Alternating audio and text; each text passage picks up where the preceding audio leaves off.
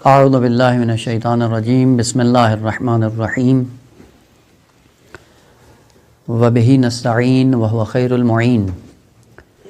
سلسلہ کلام ہمارا تربیت انبیاء کے عنوان سے جاری تھا اور بحث اور گفتگو یہاں تک آ پہنچی تھی کہ حضرت آدم علیہ السلام صاحب اولاد ہوتے ہیں۔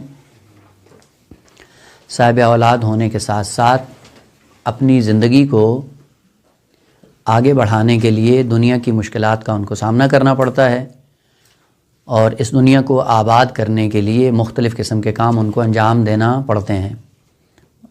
ان میں سے کھیتی باڑی ہے، زراعت یا فارسی میں کہتے ہیں دامداری، یعنی حیوانات سے استفادہ کرنا، مختلف قسم کے استفادے یعنی ان کے گوشت سے، دودھ سے، یا اپنے سفر کو نقل مکان کے لیے ان جانوروں سے استفادہ کیا جاتا ہے۔ آج کیا تھا کہ تقسیم کار کے طور پہ پہلا سلسلہ جو انسانی زندگی میں رونما ہوتا ہے اور جس کے بلبوتے پہ انسانیت مقام ارتقاء کی طرف بڑھتی ہے، وہ ہے اجتماعی کاموں میں ہر شخص اپنی اپنی ذمہ داری کے مطابق جب کام کو انجام دے رہا ہوگا تو بڑی آسانی کے ساتھ یہ پوری بشریت اپنی منزل کمال کی طرف بڑھ سکتی ہے۔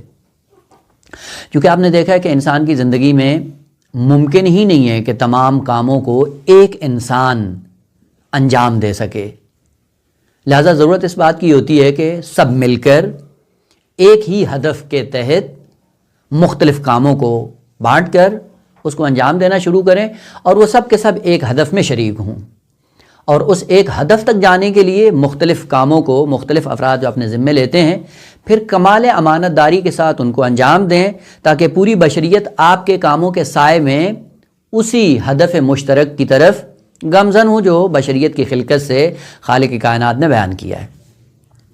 خود تقسیم کار کے طور پہ حضرت آدم علیہ السلام کی جو اولاد تھی ان میں سے برجستہ افراد یعنی جو نمایاں تھے، ایک حضرت حابیل علیہ السلام تھے اور دوسرے قابیل۔ ظاہراً جو روایات میں ملتا ہے کہ حضرت حابیل علیہ السلام سن میں چھوٹے تھے اور قابیل سن میں بڑا تھا، اور تقسیم کار جب ہوا تو قابیل کے ذمے زراعت آئی اور جتنا کھیتی باڑی کا کام تھا یہ قابیل کیا کرتا تھا، اور حیوانوں کی پرورش، حیوانوں کو پالنا، حیوانوں سے مختلف کاموں کو لینا، یہ حضرت حابیل علیہ السلام کے ذمے آیا اور انہوں نے اس کام کو انجام دینا شروع کیا۔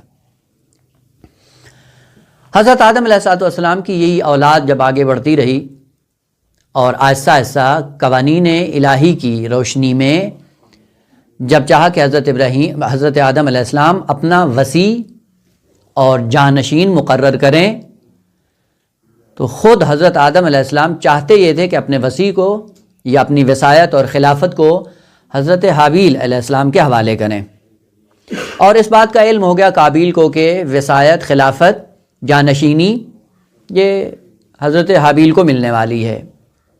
البتہ یہ بھی ذہن میں رہے کہ حضرت آدم علیہ السلام نے اپنی مرضی کے مطابق ان کو اپنا وصی انتخاب نہیں کیا ہے، اللہ کے حکم کے مطابق جس کے اندر وہ الہی اقدار موجود تھیں اور علم الہی کے سائے میں جس کے اندر یہ صلاحیت موجود تھی وہی خلافت اور جانشین کا حقدار تھا۔ صرف یہ تھا کہ حضرت آدم علیہ السلام کو اعلان کرنا تھا۔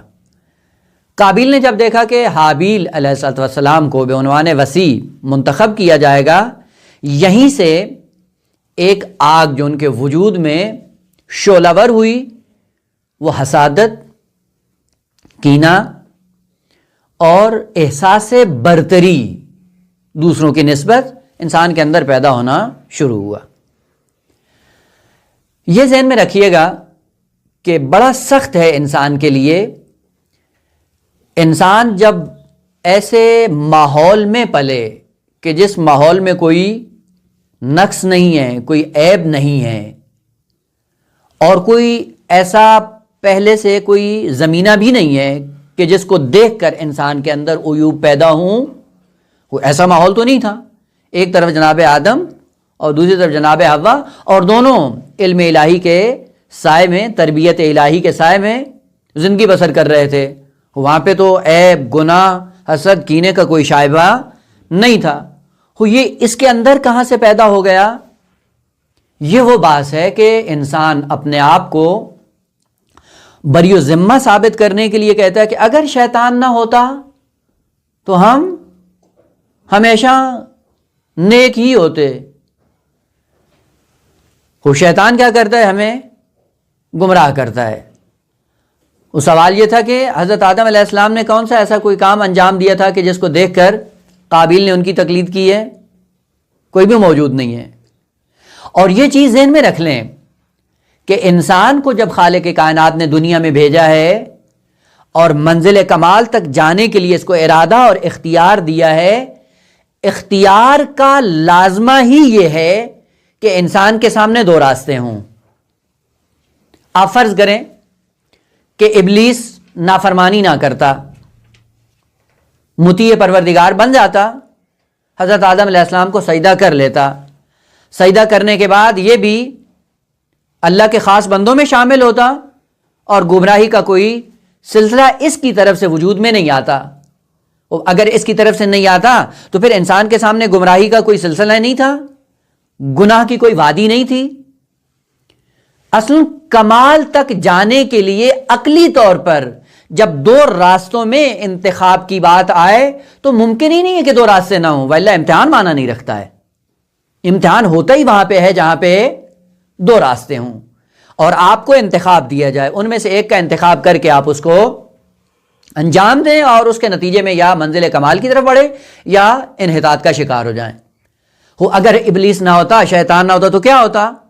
یقیناً کوئی نہ کوئی ایسا راستہ انسان کے اختیار اور انتخاب کے لیے ہوتا کہ جس میں ایک حق اور دوسرا باطل ہوتا، اور اس کا واضح ترین نمونہ خود انسان کے اندر موجود ان خواہشات کا ہونا ہے جن خواہشات کی بنیاد پر انسان ہمیشہ راہ باطل پہ گامزن ہوتا ہے.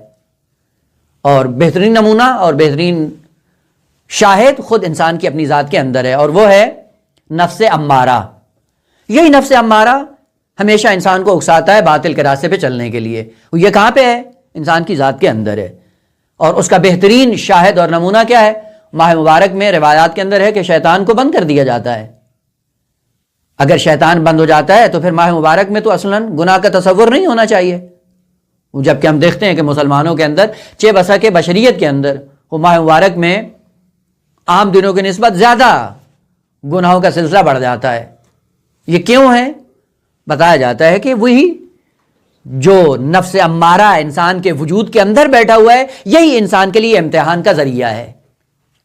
یعنی دو راستے ہونا چاہیے.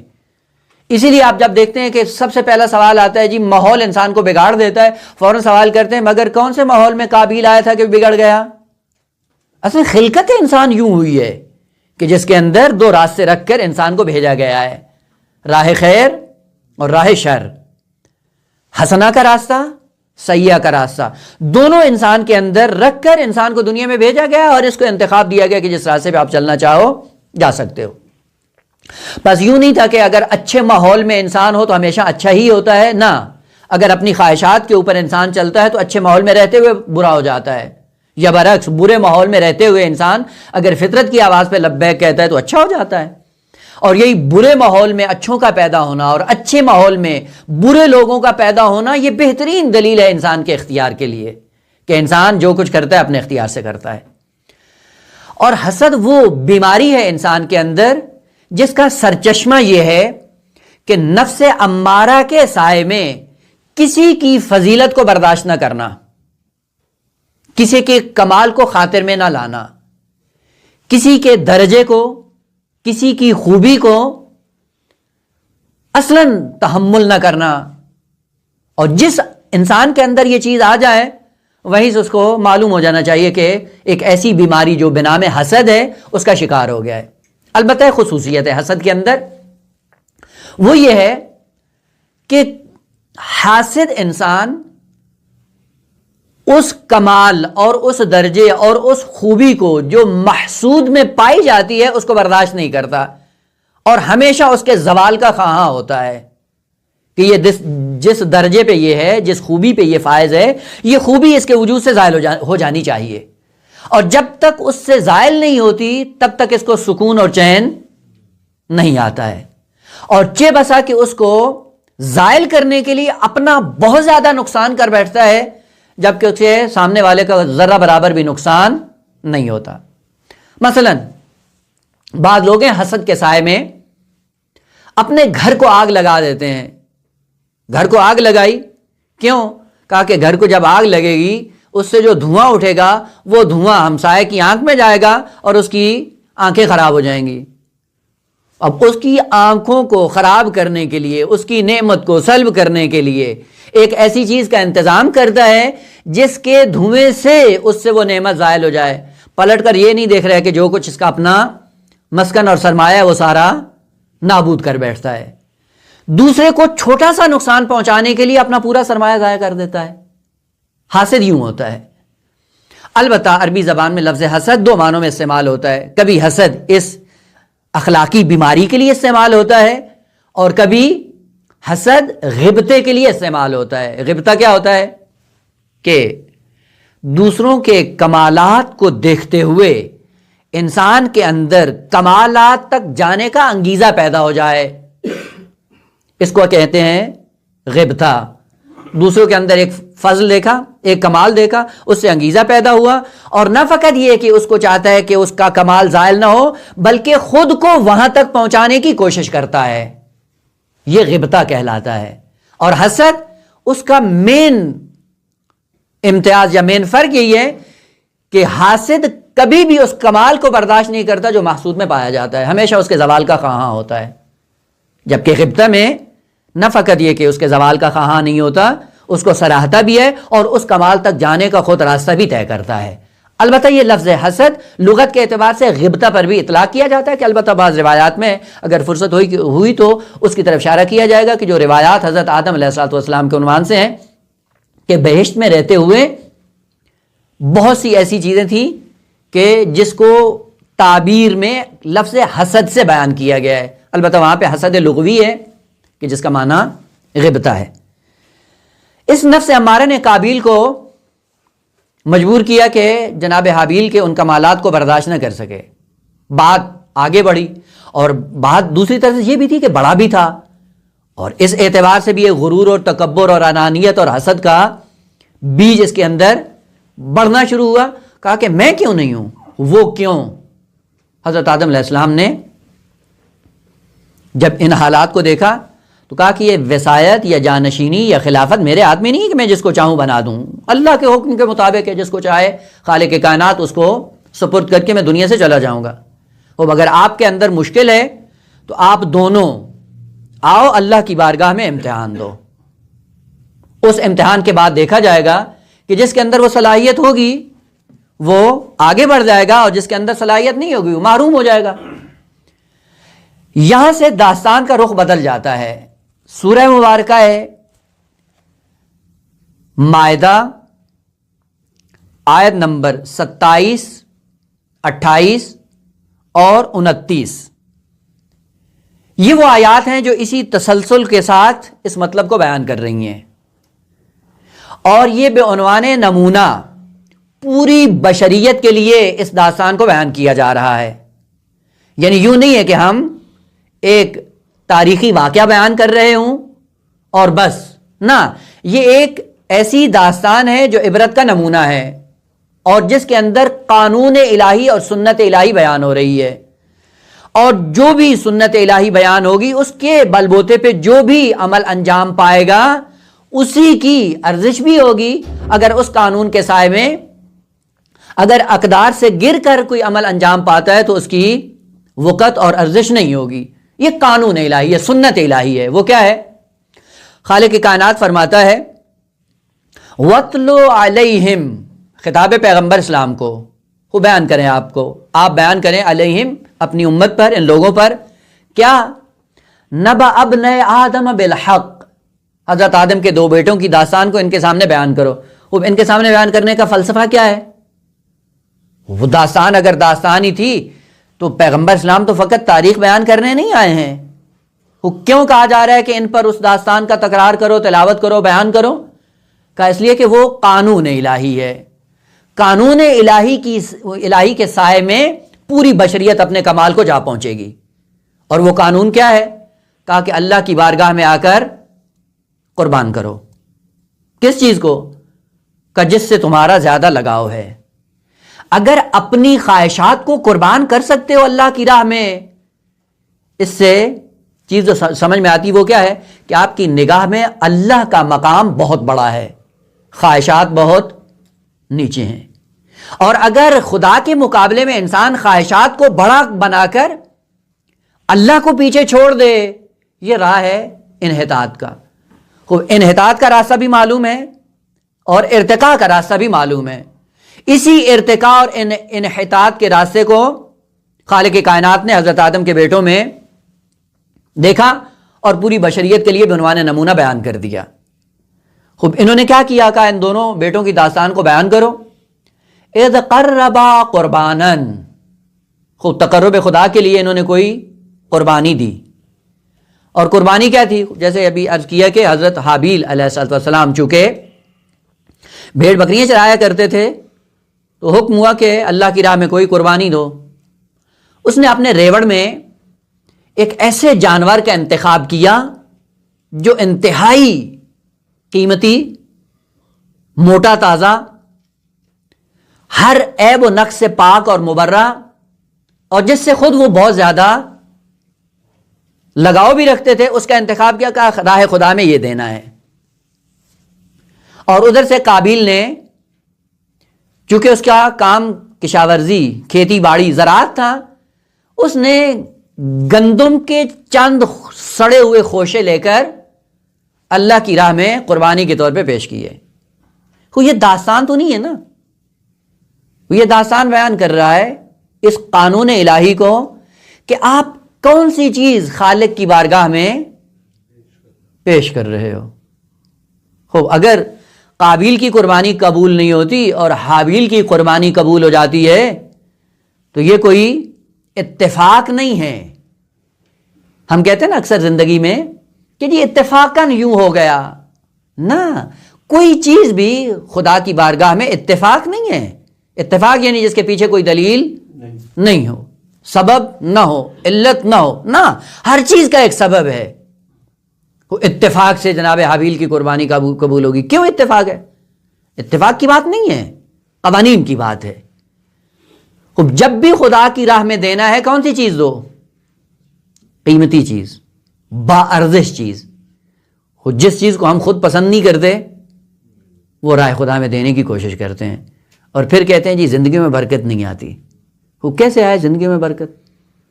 جس چیز کو آپ خود اپنی ذات کے لیے پسند نہیں کرتے ہو اور جب کہا جائے خدا کے راستے میں دینا ہے وہی اٹھا کر جا کر دے دیتے ہیں. البتہ بعض تو اتنا انحطاط کا شکار ہوتے ہیں، اپنی پرانی چیزیں جو خود استعمال نہیں کرتے اور کسی کو کہتے ہیں کہ جی یہ لے جائیں رائے خدا میں دیں، اور دینے کے بعد پھر شرط بھی لگا دیتے ہیں جی مستحق کو دیجیے گا. او بھائی وہ چیز جو تم خود استعمال نہیں کر رہے ہو اور بے شرمی کی انتہا ہے، اس کے لیے بھی شرط کیا ہے؟ سامنے والے کو مجبور کیا جا رہا ہے جی استحقاق دیکھ کر دیجیے گا. آخر یہ کون سی انسانیت ہے یار؟ اور اس کے بعد پھر کیا ہوتا ہے؟ اگر خالق کی کائنات اس شخص کو قابیل کے ساتھ معشور کرے، تعجب ہونا چاہیے انسان کو. قوانین کے سائے میں انسان آگے بڑھتا ہے. آج بھی ہم زبان پہ حابیل کا نام لیتے ہیں، نعرے جناب حابیل علیہ السلام کے ہوتے ہیں، اور عمل کیا ہے؟ ہماری سیرت کیا ہے؟ قابیل کی اس پالیسی پہ عمل کر رہے ہوتے ہیں. وہ چیز جو خود پسند نہیں ہوتی وہ اللہ کے راہ میں دی جا رہی ہے. لیکن معصومین تو یوں نہیں تھے. جناب سیدہ کی سیرت کیا تھی؟ شب زفاف جب سائل آیا لباس لینے کے لیے، دو لباس تھے، ایک وہ پرانا جو سیدہ نے اتار دیا تھا اور ایک وہ نیا لباس جو زیب تن کیا تھا شب زفاف کے لیے. جب سائل آیا وہی پرانے لباس پہن کے نیا لباس صاف ستھرا صاف شفاف قیمتی اٹھا کے سائل کو دے دیا. اگر انسان عقل کے سائے میں زندگی بسر کرے تو یقیناً وہی اقدام انجام دیتا ہے جو معصومین نے انجام دیا ہے. اور وہ کیا ہے؟ مگر انسان اپنے آپ کو پسند نہیں کرتا ہے. اپنے آپ سے تو محبت کرتا ہے یا نہیں کرتا ہے؟ وہ اگر اپنے آپ سے محبت کرتا ہے تو اپنے لیے اچھائی کو پسند کرتا ہے یا نہیں کرتا ہے؟ اپنے لیے اچھائی کو پسند کرتا ہے. تو وہ جو آخرت میں بھیج رہے ہو وہ کس کے لیے ہے؟ اپنے لیے. وہ اپنے لیے گندگی کا کیوں انتخاب کرتے ہو؟ یہ جو اللہ کی راہ میں دیتے ہو، سائل کو دیتے ہو، سائل پہ احسان نہیں ہے بلکہ اپنی آخرت آباد کر رہے ہو. وہ اپنے آپ کے لیے گوارا کرتے ہو کہ جھونپڑی میں رہو. اپنے آپ کے لیے گوارا ہے کہ پرانی چیزیں استعمال کرو. اپنے لیے گوارا ہے کہ بے لذت کھانا استعمال کرو. وہ جو خود پسند نہیں ہوتے جی تم کھا لو. وہ کیوں تم کھا لو بھائی؟ وہ یہ جو دوسروں کو دے رہے ہو یہ کیا ہے؟ یہ در حقیقت اپنے وجود کو تعمیر کر رہے ہو. اور انسان اگر عقل مند ہو تو ہمیشہ اپنے وجود کی تعمیر بڑی خوبصورت کرتا ہے. لیکن افسوس یہ ہے کہ عقل جب انسان کی اس راستے سے ہٹ جاتی ہے تو اس عقل کا استعمال غلط کرتا ہے. اور وہ کیا ہے؟ اپنے موقت گھر کو آباد کرنے کے لیے ابدی گھر کو خراب کر بیٹھتا ہے. کرتا عقل کے سائے میں ہے. دنیا آباد کرنی ہے، دنیا میں بہترین چیز کا انتخاب کرے گا جو یہیں رہ جائے گا. اور اس انتخاب کے بعد جو ابدی زندگی ہے اس کے لیے جو انتخاب کرتا ہے انتہائی برا انتخاب. بڑا برا فیصلہ کرتا ہے انسان اپنے لیے. اپنے لیے دوسروں پہ احسان نہیں ہے. خوب اگر اللہ کی راہ پہ دیتے ہو، یہ جو اللہ کی راہ پہ جا رہا ہے فائدہ کس کو ہے؟ خدا کو ہے نہ تمہیں. آپ خود تمہیں فائدہ ہے. خوب اپنے لیے کیوں اچھی چیزیں انتخاب نہیں کرتے؟ لہذا معصومین کی سیرت ہمیں یہی نظر آتی ہے کہ جب بھی انہوں نے انتخاب کیا دنیا اور آخرت میں ہمیشہ اچھی چیز کا انتخاب کیا.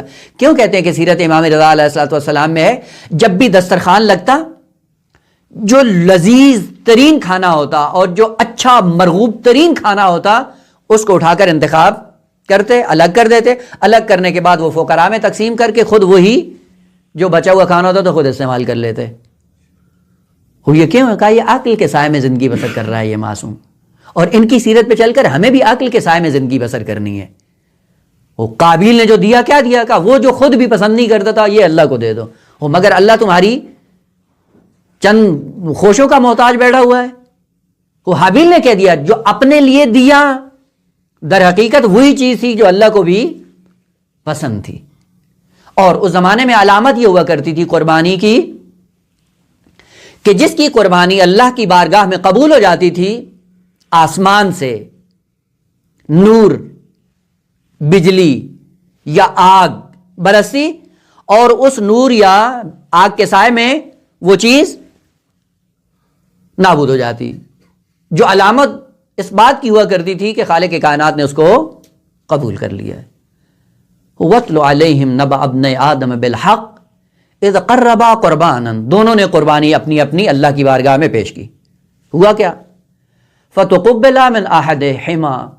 دونوں میں سے ایک کی قربانی قبول ہوگی اور دوسرے سے قبول نہیں. ولم یتقبل من الاخر. وہ پھر ہوا کیا؟ وہ جس کی قربانی قبول ہوئی اس کا مطلب ہے کہ وہ خدا کی نگاہ میں عزیز ہے، درجہ کمالات میں بالاتر ہے. وہ کہتا کیا ہے؟ کہا کہ اگر تمہاری قربانی قبول ہوئی ہے اور میری قبول نہیں ہوئی، یہیں سے وہ حسد کی آگ بھڑکنا شروع ہوئی. کیا کہا؟ قال لاقتلنک. زندہ نہیں چھوڑوں گا تمہیں برتری کس طرح مل گئی میرے اوپر. یہاں پہ جو پوری بشریت کے لیے سوالیہ نشان ہے وہ یہ ہے کہ تصور قتل قابیل کے اندر کیسے وجود میں آیا.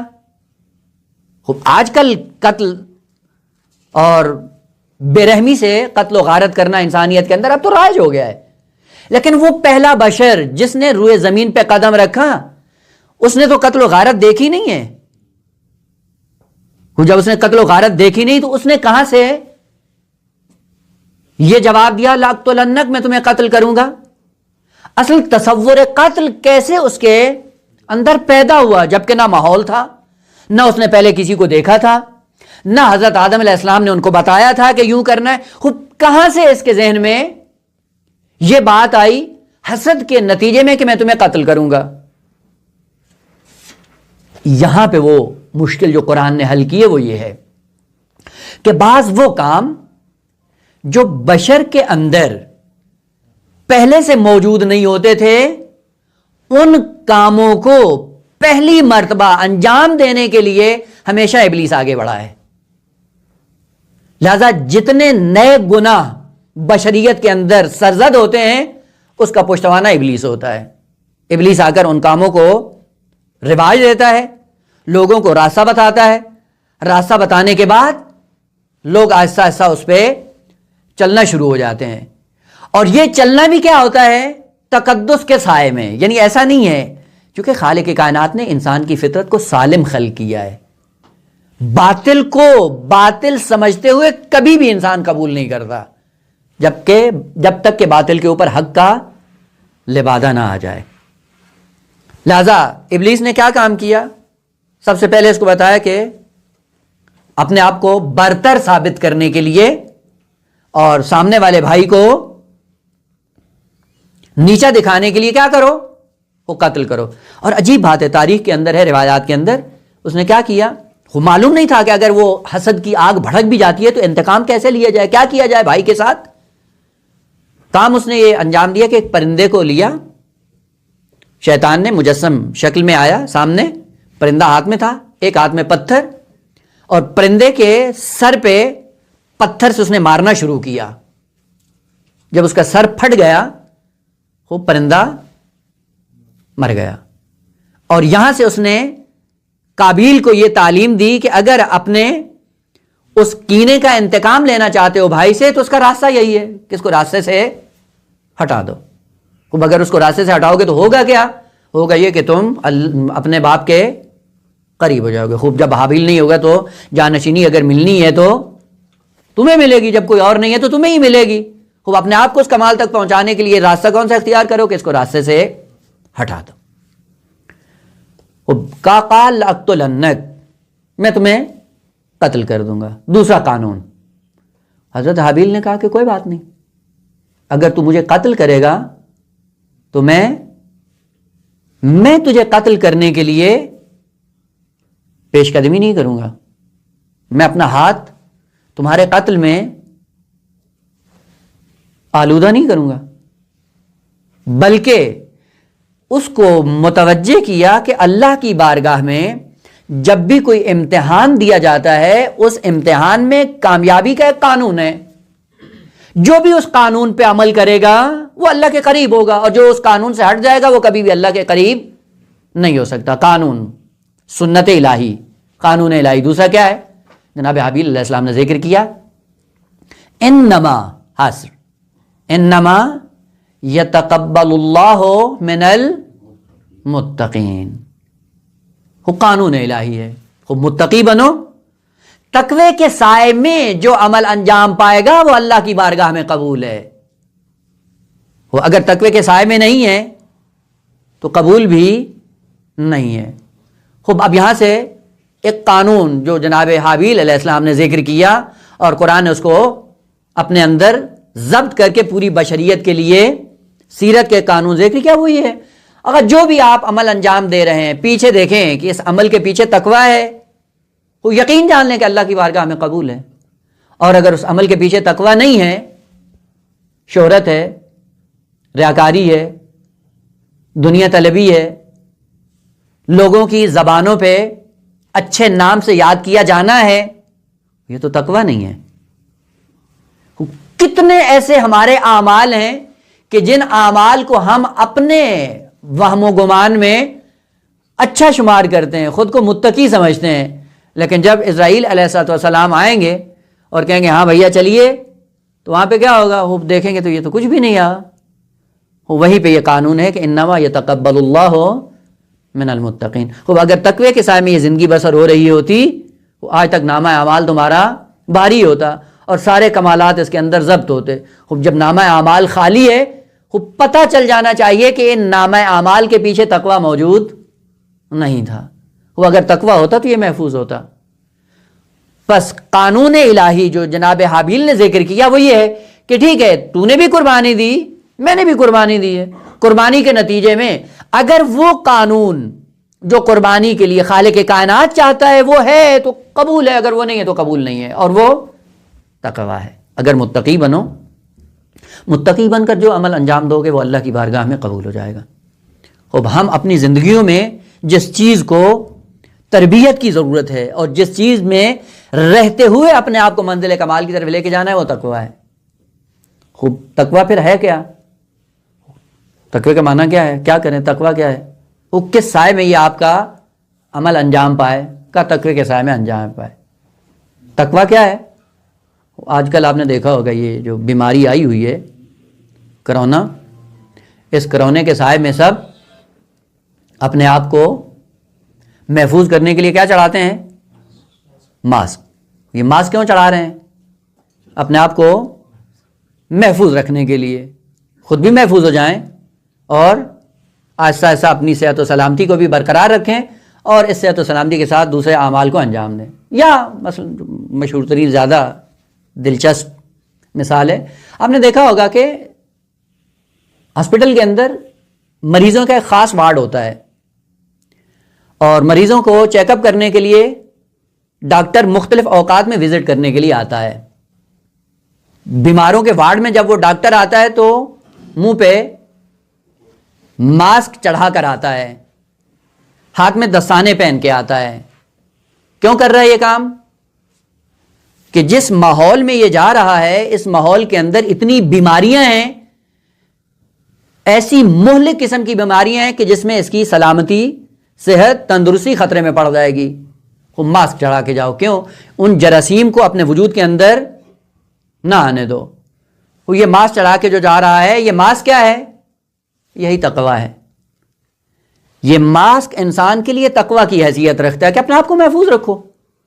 جب بیمار کے وارڈ میں جا رہے ہو اور جانا بھی ہے آپ کو چونکہ ذمہ داری ہے آپ کی, تو پھر اپنے آپ کو محفوظ رکھو کہ ان کی بیماریاں تمہارے وجود میں نہ آنے پائیں.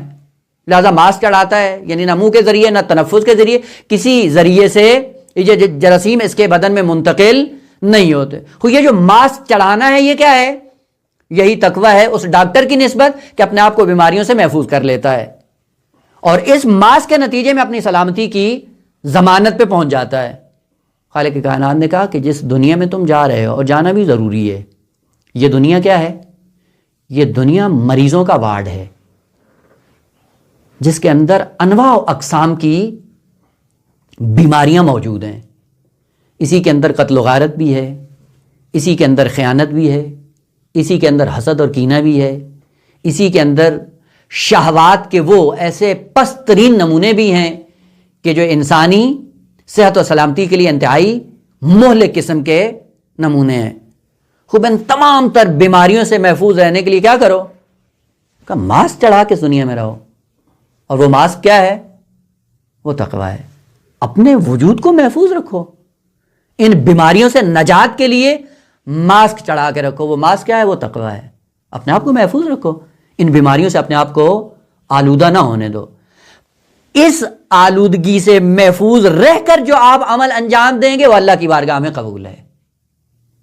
اس معاشرے میں رہتے ہوئے جن جن بیماریوں میں یہ بشریت مبتلا ہے, ان بیماریوں سے محفوظ رہتے ہوئے جو بھی عمل آپ انجام دیں گے یہ عمل آپ کا تقوی کے سائے میں ہے اور یہ عمل اللہ کی بارگاہ میں قبول بھی ہے اور آپ کے ارتقاء اور آپ کے کمال تک جانے کا ذریعہ بھی ہے.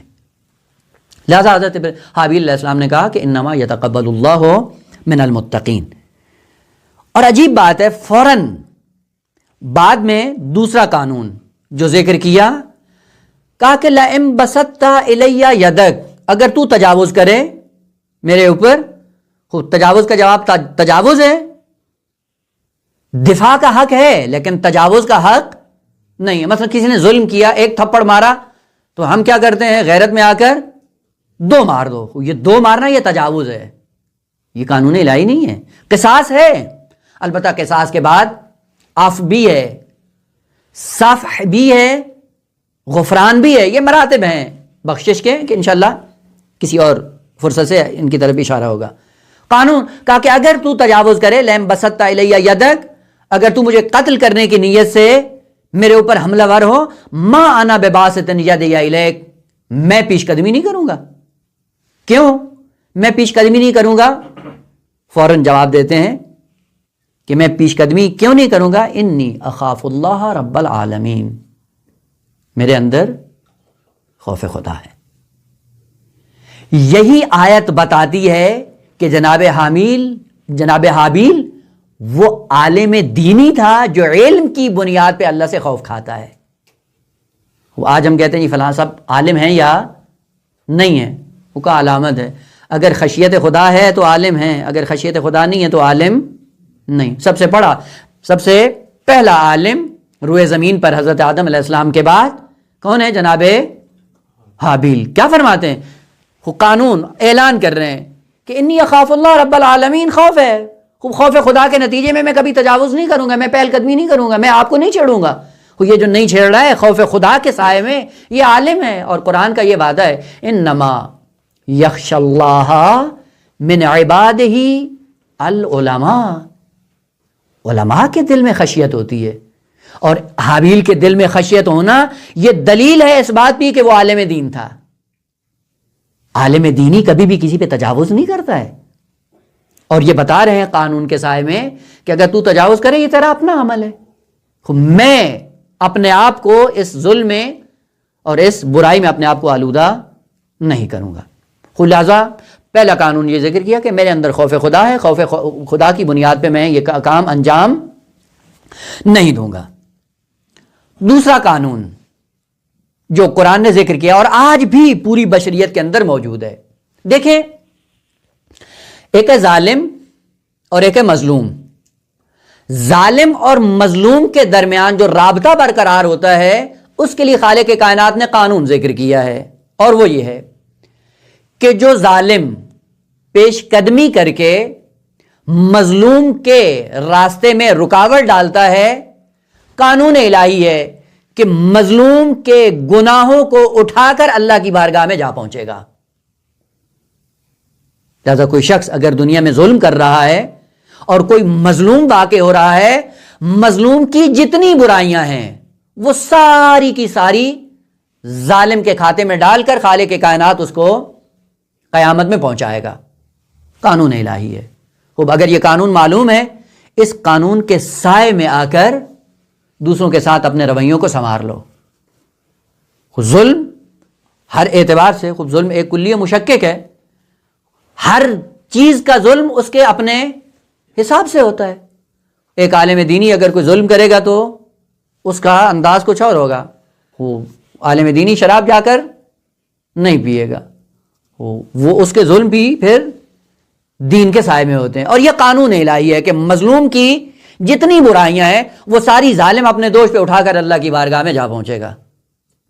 خوب، ہم اگر اپنی زندگیوں میں دیکھنا چاہیں، کچھ بس آگا ایک عالم دین ہے اور اس کا یہ حق ہے معاشرے میں اس سے استفادہ کیا جائے، اور ہم معاشرے میں اس کے مقام کو اتنا گرا دیتے ہیں کہ وہ محروم ہو کر ایک گوشے میں بیٹھ جائے اور لوگ اس سے استفادہ نہ کر پائیں۔ خود جو بھی یہ کام کرتا ہے کسی عالم کو محروم کرنے کے لیے ظالم ہے، وہ کل کو اس مظلوم کی جتنی برائیاں ہیں وہ ساری یہ ظالم کے کندھے میں ڈال کر اللہ کی بارگاہ میں یہ پہنچا ہوگا۔ قانون الہی ہے، وہ کیا ہے؟ خود میں کیوں اپنا ہاتھ آپ کی طرف نہیں بڑھاؤں گا تاکہ آپ کو قتل کروں؟ اگر تو مجھے قتل کرنا بھی چاہے گا میں یہ اقدام نہیں کروں گا۔ کیوں؟ انی ارید، میں یہ چاہتا ہوں۔ البتہ یہ انی ارید یہ قانون ہے، سنت الہی ہے، قانون الہی۔ انی ارید کیا چاہتا ہوں، کیا ارادہ ہے؟ ان تبوء باسمی و اسمک، کلمہ با واو حمزہ جس سے نکلا باؤ بغضب، اس کا معنی ہے بازگشت، رجوع، پلٹنا، واپس جانا۔ میں یہ چاہتا ہوں کہ تو پلٹے اللہ کی بارگاہ میں اور تیرے اوپر کیا ہو؟ میرے گناہوں کا بوجھ بھی ہو اور اپنے گناہوں کا بوجھ بھی ہو۔ انی ارید ان تبوء باسمی و اسمک، اگر تو قاتل بن جاؤ میں مقتول بن جاؤں، تو ظالم بن جائے میں مظلوم بن جاؤں، تو یہ یاد رکھو کہ مظلوم کے گناہ ظالم کی گردن میں، اور ظالم اپنے اور مظلوم کے گناہوں کو ایک ساتھ اپنے دوش پہ لے کر اللہ کی بارگاہ میں پہنچے گا۔ نتیجہ کیا ہوگا؟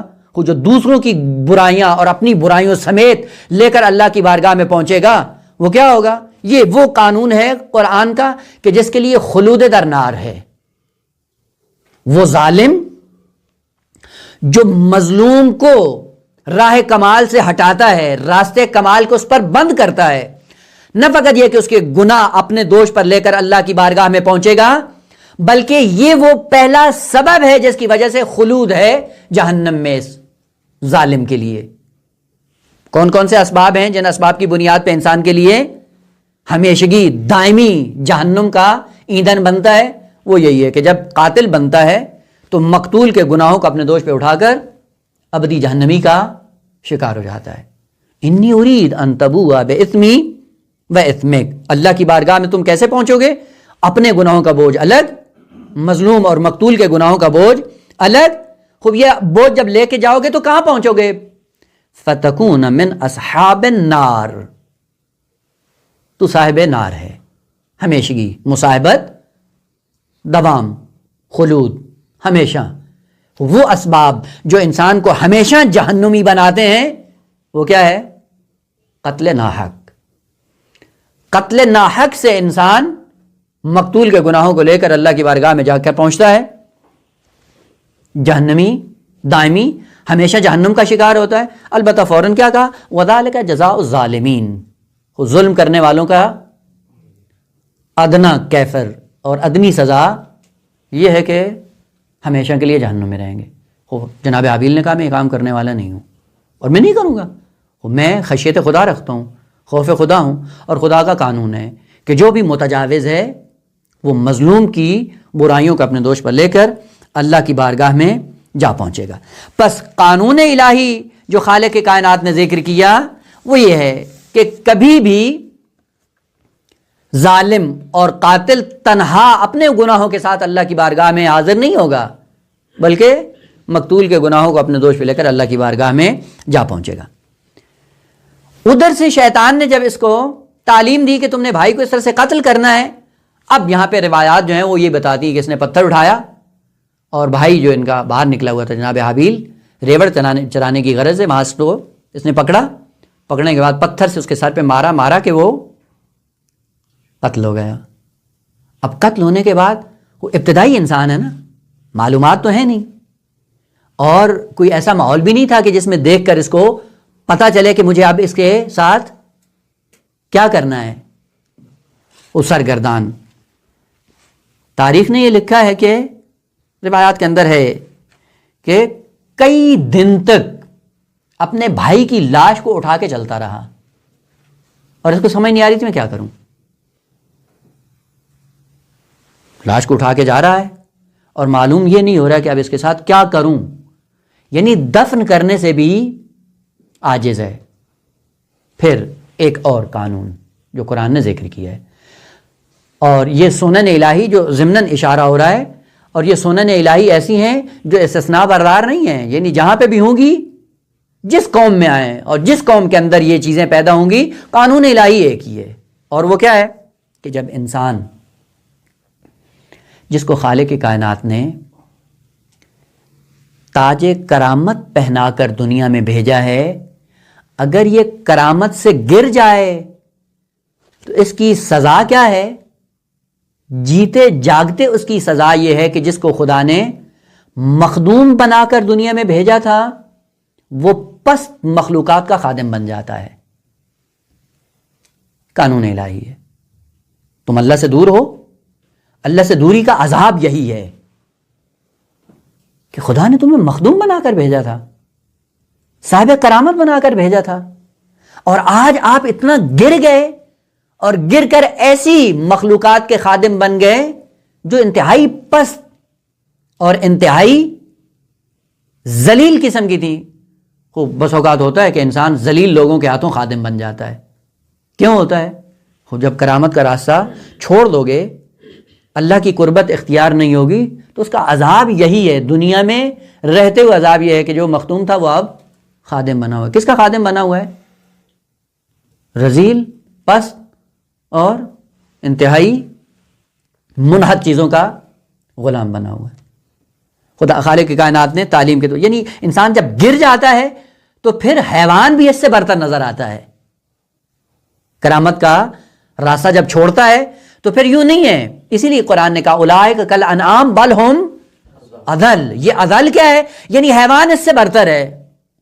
خالق کائنات نے کہا کہ یہ جب سرگردان تھا فبعث اللہ غرابا، خدا نے ایک کوا بھیجا. اس نے کیا کیا؟ یبحث فی الارض.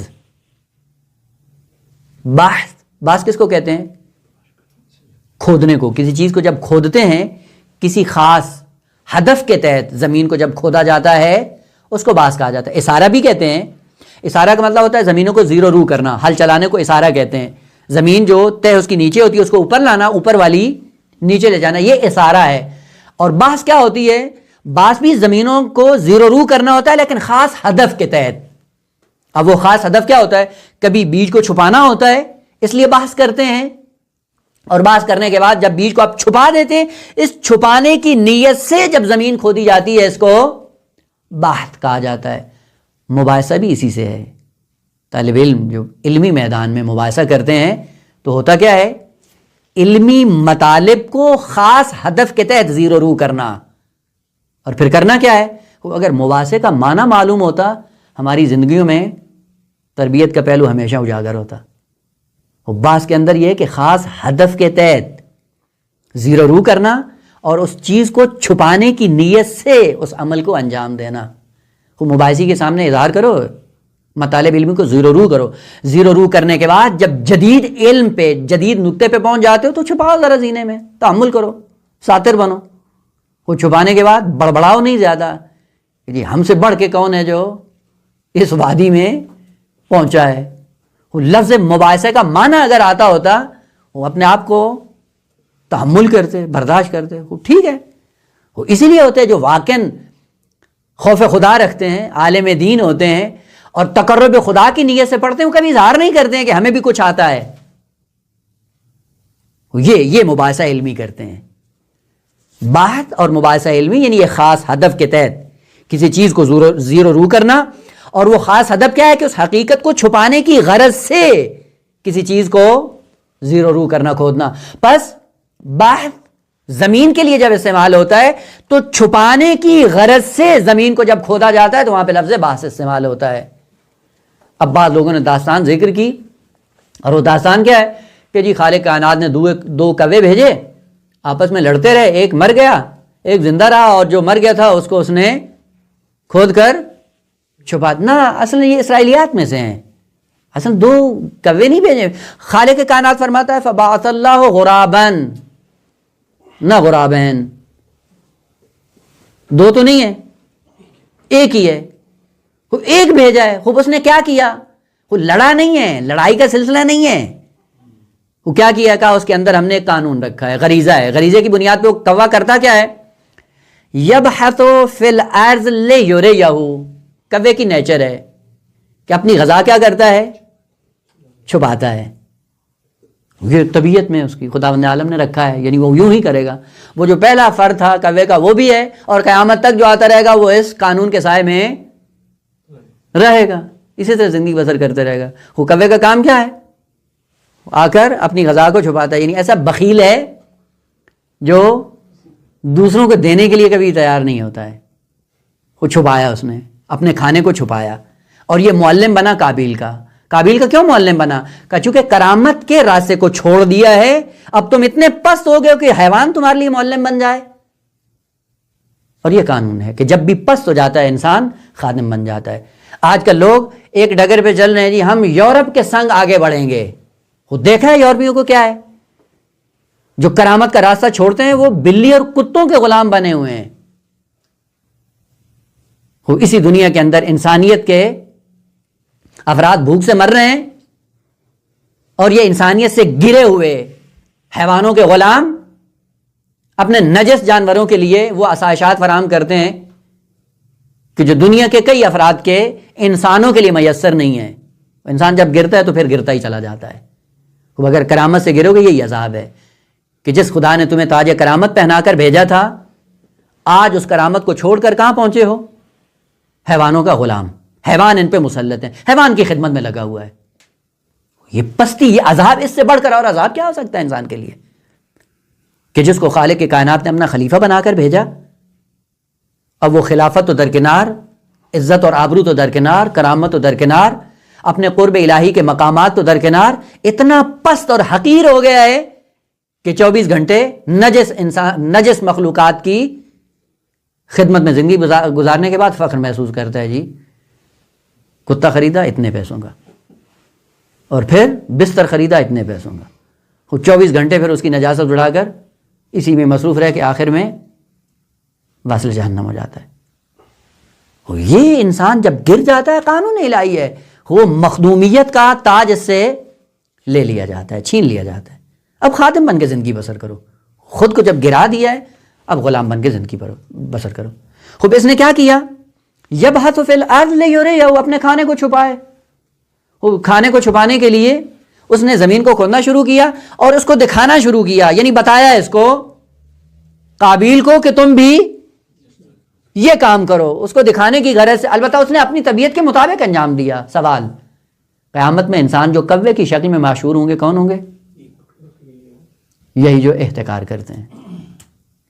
بشریت کو ضرورت ہے اور یہ چند ٹکوں کی منفعت حاصل کرنے کے لیے جنس کو بازار سے روک لیتا ہے. یہ کون ہے؟ یہ وہ کوہ ہے جو لباس انسانی میں دنیا میں ظاہر ہوا ہے. یہ چھپا کر کیا کرنا چاہ رہے ہو؟ بشریت کے اوپر راستہ تنگ کر رہے ہو. بشریت مشکلات کا شکار ہوتی ہے اور ان مشکلات کے سائے میں یہ کیا کرتا ہے؟ 2 ٹکے کما لیتا ہے، اور کمانے کے بعد ہوتا ہے کہ یہیں چھوڑ کے چلا جاتا ہے. یہ کس شکل میں ہوگا؟ اولئک کالانعام بل ھم اضل. یہ جانور ہے، وہ نظر نہیں آتا ہے. وہ کب نظر آئے گا؟ وہ جب یوم دن وہ ظاہر ہوگا، نورانیت آئے گی، پتہ چل جائے گا کہ یہی جو دنیا میں لباس بشریت میں تھا اور اسی لباس بشریت کے سائے میں جو حیوانیت کو پروان چڑھا رہا تھا، آج وہ مجسم حیوان بن کر اللہ کی بارگاہ میں جا پہنچا ہے. اب یہ جو لاش کو اٹھا کر پھر رہا تھا حضرت حابیل کی، اور اس کو پتہ نہیں چل رہا تھا، اور روایات کے اندر ہے کہ 3 دن تک یہ مسلسل چلتا رہا کہ میں کیا کروں، اس کو کندھے پہ اٹھا کر چل رہا تھا. وہ کوے نے آ کر اپنی غذا کو چھپانا شروع کیا. اس کو یہ پتہ چل گیا کہ ہاں اب یہ جو ہے اس لاش کے ساتھ کرنا کیا ہے کہ زمین کھود کے اس کو دفن کرنا ہے. قانون دیگر. اور یہ بھی قانون وہ ہے جو خالق کائنات نے ذکر کیا ہے، اور اس قانون سے کوئی بشر کا فرد مستثنا نہیں ہے، اور وہ یہ ہے گناہ کبھی فردی ہوتے ہیں اور کبھی اجتماعی.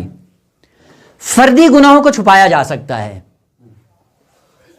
جب بھی انسان فردی گناہ کرتا ہے اس کے لیے ممکن ہے کہ انسان اس پہ پردہ ڈال کر آخری وقت تک اپنے آپ کو دوسروں سے محفوظ کر لے. لیکن اجتماعی گناہوں کا سلسلہ ایسا ہے کہ جس کو خالق کے کائنات نے قانون کے طور پہ ذکر کیا ہے کہ اجتماعی گناہ کو میں کبھی چھپنے نہیں دوں گا، اور کبھی بھی نہیں چھپتا. وہ جو اجتماعی گناہوں کو انجام دیتے ہیں اسی رہتی دنیا میں ذلیل و رسوا ہو کر دنیا سے جاتے ہیں. ایسا نہیں ہے کہ اجتماعی تم گناہ کرتے رہو اور تم چاہو کہ پردہ پڑتا رہے گا اور کسی کو پتہ نہیں چلے گا. نہ، یہ قانون الہی ہے کہ جو بھی اجتماعی گناہ انجام دیتا ہے وہ دنیا میں رہتے ہوئے اس کا انجام دیکھ کر دنیا سے جاتا ہے. اور آپ جا کر دیکھ سکتے ہیں کہ اس وقت معاشرے کے اندر جو لوگ زندگیاں بسر کر رہے ہیں اور جو اجتماعی بشریت کے لیے نقصان دہ ثابت ہوتے ہیں، سمجھتے ہیں کہ شاید ہم زیرک ہیں، سمجھتے ہیں شاید ہم عقل مند ہیں، عقل مندی کے سائے میں اپنے گناہوں کو چھپا لیں گے. آپ دیکھتے ہیں کہ تھوڑا سا عرصہ گزرتا ہے اور ان کا پروندہ کھل جاتا ہے. یہ قانون الہی ہے کہ اجتماعی گناہ خالق کائنات کبھی چھپنے نہیں دیتا. مطلب باقی ہے. انشاءاللہ اس مطلب کو مزید واضح کرنے کے لیے انشاءاللہ انتظار کرتے ہیں اگلے درس کا. الحمدللہ رب العالمین.